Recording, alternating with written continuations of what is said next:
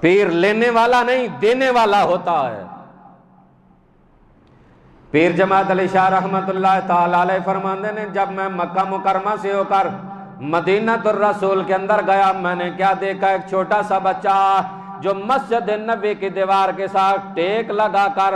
گنبد خضرا پہ ٹکٹکی لگا کر دیکھ رہا ہے، دیکھتا جا رہا ہے، نہ دائیں دیکھتا ہے نہ بائیں دیکھتا ہے۔ کہتے ہیں میرے دل میں خیال آیا یہ میرے نبی کا عاشق ہے۔ میں پاس گیا، بڑی محبت سے شفقت کے اس کے سر پہ ہاتھ رکھا، فرمایا بیٹا میں نے انج لگدا ہے نہ تیری ماں ہے نہ تیرا باپ ہے، نہ تیرا گھر ہے نہ تیرا بار ہے۔ وہ بچہ کہندا بابا جی سچ فرمایا جے، نہ میری ماں ہے نہ میرا باپ ہے، نہ میرا گھر ہے نہ میرا بار ہے، اس کائنات دے تے سب کچھ اگر میرا ہے تے مدینے دا دربار ہے،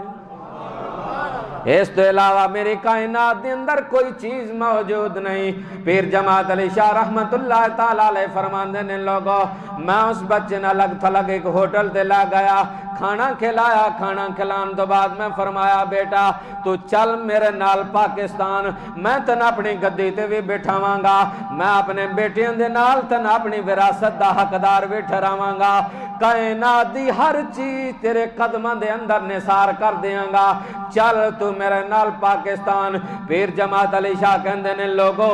جدو میری گل ختم ہوئی ہے، وہ چھوٹا جہا بچہ میری آنکھاں دے اندر آنکھاں ڈال کے کہندا ہے بابا جی ساریاں چیزاں دا ذکر کیتا جے، اے تے دسو اے گنبد خضرا بھی نظر آئے گا یا نہیں آئے گا؟ پیر جماعت علی شاہ کہندے نے لوگو میں رو کے کیا بیٹا اے تے مدینے دی قسمت پاکستان دے اندر نظر نہیں آئے گا۔ وہ بچہ رو کے کہندا ہے بابا جی دنیا دیاں نعمتاں نہیں چاہی دیاں، اگر چاہی دا ہے سونے دا دیدار چاہی دا ہے،